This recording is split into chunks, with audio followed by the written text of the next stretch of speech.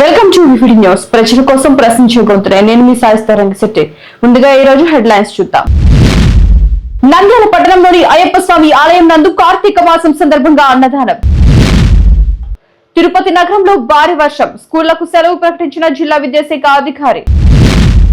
వీడిన అవిశ్వాస తీర్మానం, ఆధుని రాజకీయ ఉత్కంఠకు తెర. కార్తీక మాసోత్సవాల ప్రారంభంలో శ్రీశైలంలో ఆకాశ దీపం వెలిగింపు. శ్రీ సత్యసాయి జిల్లాలో అంతర్రాష్ట్ర ద్విచక్ర వాహనాల దొంగల ముఠ అరెస్ట్. వైసీపీ మాజీ ఎమ్మెల్యే వెంకటగౌడ్ దురుసు ప్రవర్తన, ఎస్ఐ పైకి అనుచరులతో కలిసి దూసుకెళ్లిన వెంకటగౌడ్. రాష్ట్రపతి ద్రౌపది ముర్ముకు త్రుటిలో తప్పిన ప్రమాదం. కార్తీక మాసం ప్రారంభం సందర్భంగా నంద్యాల పట్టణంలోని ప్రథమ నందీశ్వర స్వామి దేవస్థానం నందు అన్నప్రసాద వితరణ ప్రారంభించిన మంత్రి ఫరూక్. సమస్యలను పరిష్కరించాలని మున్సిపల్ పారిశుద్ధ కార్మికుల సమ్మె notice. All India Bahujan Samaj party ఆధ్వర్యంలో స్వతంత్ర సమర యోధుడు షాహిద్ అష్ఫాకుల్లా ఖాన్ గారి 125వ జయంతి.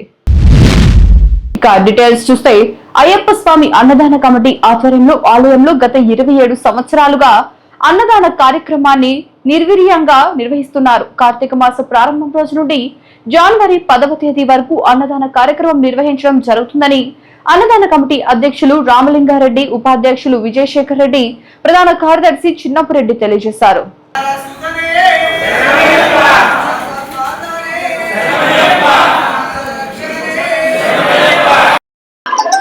అందరికీ నమస్కారం. అయ్యప్ప స్వామి టెంపుల్కి వచ్చిన అయ్యప్ప మాల వేసుకున్న అయ్యప్ప భక్తులకి ముందుగా కంగ్రాచులేట్ చేస్తూ, మీరు ఎక్కడున్నా మీకు ఫుడ్ కి ఏమైనా ప్రాబ్లం ఉన్నా ఏమున్నా మీరు అందరు ఇక్కడ రావచ్చని, ఇక్కడ ఫ్రీగా లంచ్ ఏర్పరుస్తారని మీ అందరికీ ఆ నంద్యాలలో ఉన్న అయ్యప్ప మాల వేసుకున్న అందరికీ కోరుకుంటూ, ఈ టెంపుల్ కి బాగా 27 years నుంచి వీళ్ళు సర్వ్ చేస్తున్నారు. ఇంకా ముందు బాగా సర్వ్ చేయాలని, ప్లస్ ఈ టెంపుల్ ని కూడా బాగా డెవలప్ చేయాలని కమిటీ వాళ్ళని కోరుకుంటూ నన్ను ఇక్కడ ఆహ్వానించబోతున్నాను. నమస్కారం.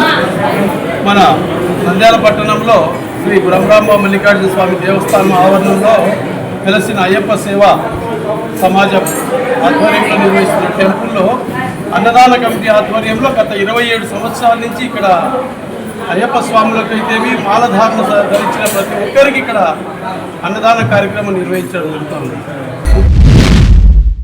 ప్రసిద్ధ పుణ్యక్షేత్రమైన మంత్రాలయం శ్రీ రాఘవేంద్ర స్వామి దర్శనార్థమై కర్ణాటక ఉప ముఖ్యమంత్రి డికే శివకుమార్ బుధవారం మంత్రాలయం చేరుకున్నారు.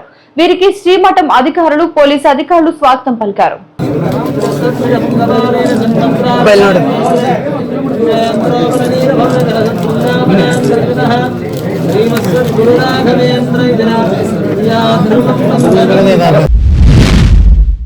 తిరుపతి నగరంలో భారీ వర్షం. తిరుపతి జిల్లా వ్యాప్తంగా తెల్లవారుజాము నుంచి ఎడతెరిపి లేకుండా కురుస్తున్న వర్షం.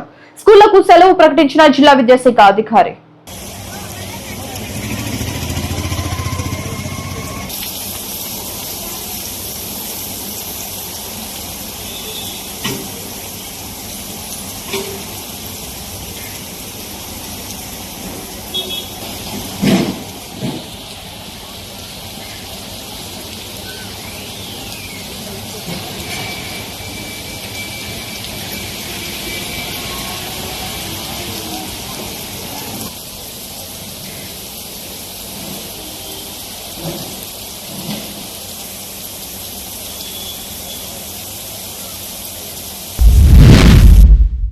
ఆదోని వైఎస్ఆర్సీపీ ఎంపీపీ దానమ్మపై అవిశ్వాస తీర్మానం విఫలం. ఆదోని మండల ఎంపీపీ దానమ్మపై వైఎస్ఆర్సీపీ ఎంపీటీసీ సభ్యులు ప్రవేశపెట్టిన అవిశ్వాస తీర్మానం విఫలమైంది. మొత్తం 19 మంది సభ్యుల కోరం ఉండాల్సి ఉండగా కేవలం 16 మంది ఎంపీటీసీలు మాత్రమే హాజరయ్యారు. దీంతో అవిశ్వాస తీర్మానం విఫలం చెందిందని Adoni in charge sub collector Ajay Kumar తెలిపారు.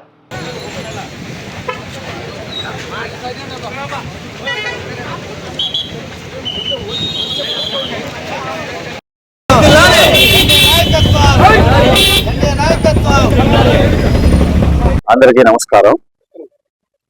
ఈరోజు ఆదోని మండల ప్రజా పరిషత్ అధ్యక్షురాలిపైన ఈ అవిశ్వాస తీర్మానం సందర్భంగా జరిగినటువంటి సమావేశానికి నేను ప్రత్యేక అధికారిగా హాజరు కావడం జరిగింది. అయితే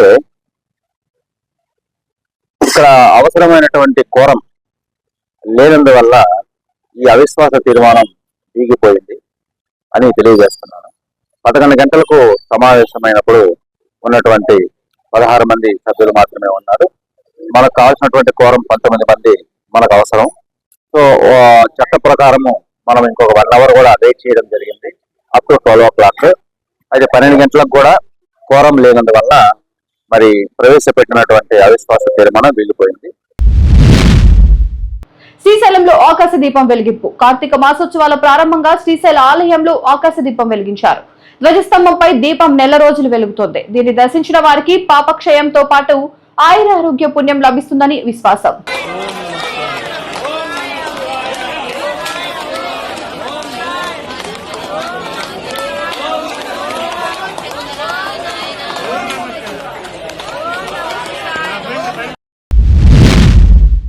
శ్రీ సత్యసాయి జిల్లాలో అంతరాష్ట్ర ద్విచక్ర వాహనాల దొంగల ముఠాను అరెస్ట్ చేశారు మడకశిర పోలీసులు. మడకశిర మండలంలోని ఆమిదాల గొంది గ్రామంలో పొలంలో దాచిన 8,70,000 రూపాయల విలువ చేసే 18 ద్విచక్ర వాహనాలను స్వాధీనం చేసుకుని 6 దొంగలను అదుపులోకి తీసుకుని అరెస్ట్ చేసి వారిపై కేసు నమోదు చేశారు పోలీసులు. చోరీ అయిన వాహనాలు ఆంధ్ర మరియు కర్ణాటక రాష్ట్రంకి చెందినవని తెలిపారు పోలీసులు.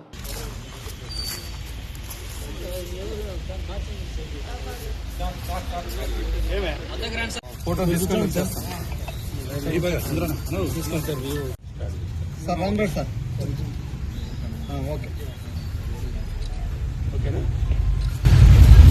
కానీ ఇప్పుడు ఈ రకమైన నేరస్తుడు ఇదే చేస్తాడు అనేటువంటిది పోయింది. ఎప్పటికీ ఎప్పటికి ఏదో సూటబుల్లో దాని మోటార్ సైకిల్ అఫెండర్స్ ను 6 మందిని అరెస్ట్ చేసి వారి నుండి 18 మోటార్ సైకిళ్లు, వాటి విలువ 8,70,000. ఇదేమంటే మనకు మడకశిర ప్రాపర్లో హోటల్ దగ్గర మోటార్ సైకిల్ పెట్టి భోజనానికి పోయి వచ్చే లోపల మోటార్ సైకిల్ దొంగతనం జరిగింది. అదేవిధంగా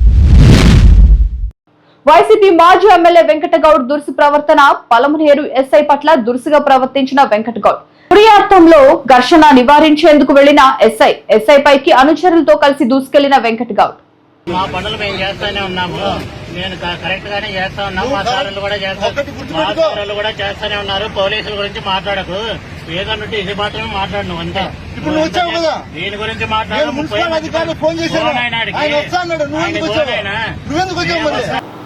నంద్యాల పట్టణంలో కార్తీక మాసం ప్రారంభాన్ని పురస్కరించుకొని శ్రీ కేదారేశ్వరి సమేత శ్రీ ప్రథమనందీశ్వర స్వామి దేవస్థానం ఆధ్యాత్మిక శోభను సంతరించుకుంది. ఈ శుభ సందర్భంగా ఆలయ ప్రాంగణంలో ప్రత్యేక పూజలు, అభివృద్ధి కార్యక్రమాల ప్రారంభోత్సవం అంగరంగ వైభవంగా జరిగింది. ఈ కార్యక్రమానికి ముఖ్య అతిథిగా ఆంధ్రప్రదేశ్ రాష్ట్ర న్యాయశాఖ మరియు మైనార్టీ సంక్షేమ శాఖ మంత్రివర్యులు ఎన్ఎండి ఫరూక్ హాజరై కార్యక్రమాలను ప్రారంభించారు.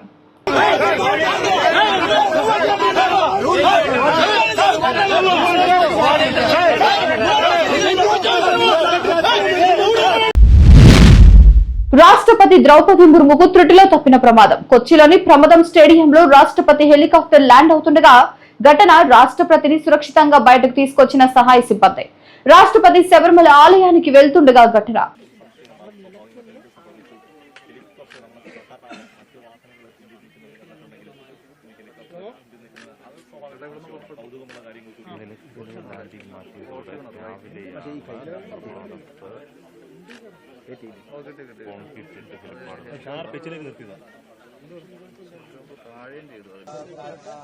രാഷ്ട്രപതി കടക്കുകയാണ്. എന്തായാലും എല്ലാവരും പ്രതീക്ഷയോടെ എല്ലാവരും കാത്തിരുന്ന പോലെ ശബരീശ ദർശനത്തിനായി ഒരുപാട് തവണ മാറ്റി നിർത്തിയിരുന്നതായിരുന്നു. ഒരുപാട് തവണ തടസ്സങ്ങൾ ഉണ്ടായിരുന്നു. പക്ഷേ ഇത്തവണ എല്ലാ ക്രമീകരണങ്ങളും പൂർത്തിയാക്കി ആ പ്രത്യേക വാഹന വ്യൂഹത്തിലേക്ക് രാഷ്ട്രപതി കയറിയിരിക്കുകയാണ്. അതിന്റെ തത്സമയ ദൃശ്യങ്ങളാണ് പത്തനംതിട്ട.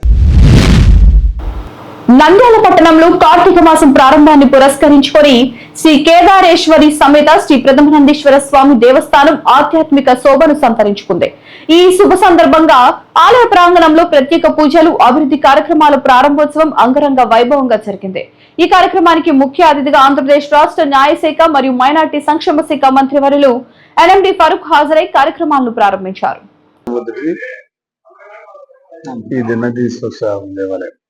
ప్రథమనందీశ్వర స్వామి ఎంతో శాంటిటీ ఉంది. వాటి భక్తి శ్రద్ధలతో ఈ రోజు ఈ పుణ్య కార్యక్రమంలో అవకాశం ఇచ్చిన చలంబాబు గారికి, ఈ దేవాలయ అభివృద్ధి కోసం ఎంతో కృషి చేస్తున్నాడు చలం. రాత్రింబగలు ఇక్కడ గాయత్రి మాత విగ్రహాన్ని ఏర్పాటు చేసి పూజ పునస్కారం చేసి ప్రాణ ప్రతిష్ఠ చేసి ఇక్కడ కార్యక్రమంలో అప్పుడు పాల్గొనడానికి అవకాశం ఇచ్చాడు. కాబట్టి ఈ రోజు ఈ పూజా కార్యక్రమంలో మమ్మల్ని అందరినీ మరి భాగస్వాములు చేసినందుకు వారికి ప్రత్యేకంగా నా ధన్యవాదాలు తెలుసుకుంటాం. మాసం సందర్భంగా ఈ రోజు ప్రథమ నుంచి దేవస్థానానికి వచ్చి దేవుని దర్శించుకోవడం చాలా సంతోషంగా ఉంది. భక్తులందరూ కూడా గతంలో జరిగే విధంగా కూడా ఇప్పుడు అన్నదాన కార్యక్రమాలను కూడా ఇప్పుడు చలం గారు చెప్పినట్టుగా ప్రారంభించడం జరిగింది. భక్తులందరూ కూడా దీన్ని సద్వినియోగం చేసుకోవాల్సిందిగా. AP municipal workers union AITUC పారిశుద్ధ కార్మికుల సమస్యను పరిష్కరించాలని కోరుతూ నవంబర్ 3 నుంచి సమ్మెను కొనసాగిస్తామని సమ్మె నోటీసు మున్సిపల్ కమిషనర్ కు వినతి పత్రం ఇవ్వడం జరిగింది.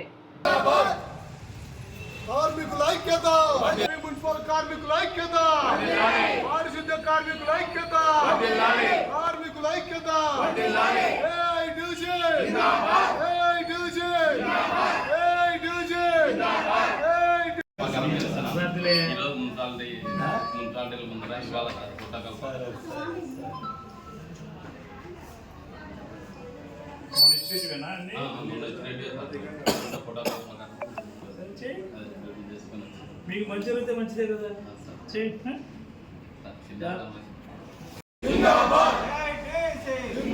పరిష్కరించాలి కాంట్రాక్ట్ మున్సిపల్ కార్మికుల సమస్యలను, పరిష్కరించాలి కాంట్రాక్ట్ మున్సిపల్ కార్మికుల సమస్యలను.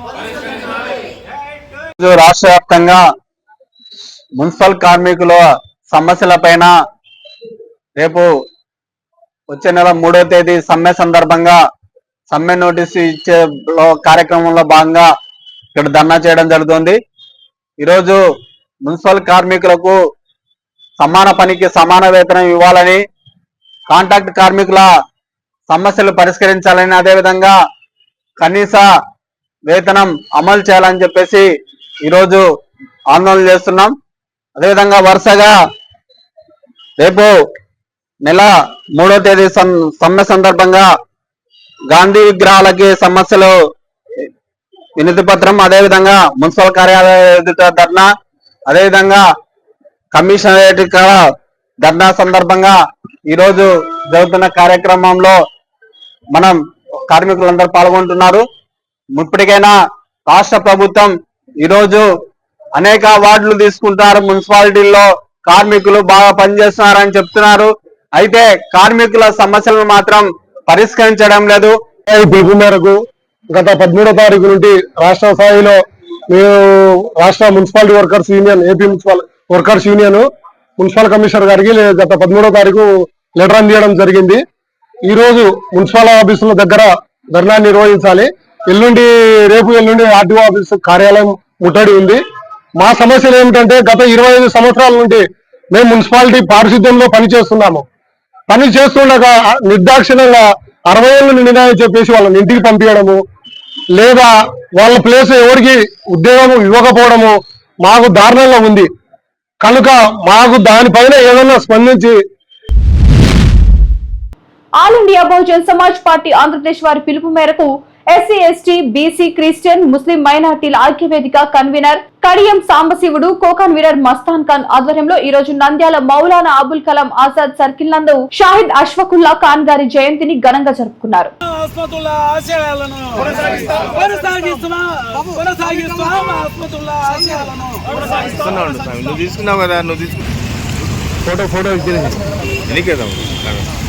భారతదేశ స్వతంత్ర పోరాటంలో ప్రాణాలను అర్పించినటువంటి అసదుల్లా ఖాన్ గారిని స్మరించుకుంటూ మరి నంద్యాల జిల్లా కేంద్రంలో SC, ST, BC, minority, Christian, Muslim ఐక్య వేదిక ద్వారా వారి జన్మదినాన్ని పురస్కరించుకొని రాబోయే భావి తరాలకు మరి భారతదేశం కోసం పోరాడిన వారు వీరులు ఎవరో అన్న సంగతిని గుర్తు చేయడానికి మేమందరం కూడా వాతావరణం అనుకూలించకపోయినా గానీ దేశం కోసము స్ఫూర్తిగా ఉండాలని మరి ఐక్యవేదికగా ముందుకు కలిసి రావడం జరిగింది.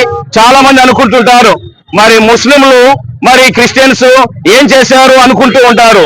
భారతదేశానికి స్వతంత్రం వచ్చింది అంటే హైందవులు, ముస్లింలు, క్రిస్టియన్లు అందరూ తమ తమ స్థాయిలో వారి స్థితిలో పోరాడారు. ఇలాంటి ప్రాణాలు అర్పించినటువంటి త్యాగగనులను జ్ఞాపకం చేసుకోవడం మన విధి కనుక రాబోయే తరాలకు వారి యొక్క స్ఫూర్తి ఉండాలి అంటే తెలియజేయవలసిన బాధ్యతగా ఐక్య సంఘ వేదికగా మేమందరం కలిసి రావడం జరిగింది. కాబట్టి ప్రేమతో ఆహ్వానించిన వారందరికీ కూడా కృతజ్ఞతావందనాలు తెలియజేస్తున్నాం. Thank you. ప్రముఖ స్వాతంత్ర సమర యోధులు అష్ఫాకుల్లా ఖాన్ గారి జయంతి సందర్భంగా ఇక్కడ జరుపుకోవడానికి వచ్చిన ప్రతి ఒక్కరికి నేను అభినందనలు తెలియజేస్తున్నాను.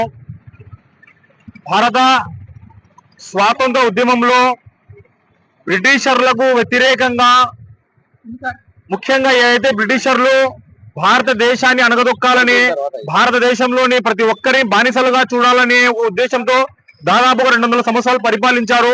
వారికి వ్యతిరేకంగా సాయుధ పోరాటాల్ని తెరదీసిన ప్రముఖులలో అష్ఫాకుల్లా ఖాన్ గారు మరియు బిస్మిల్ గారు ఒకరు.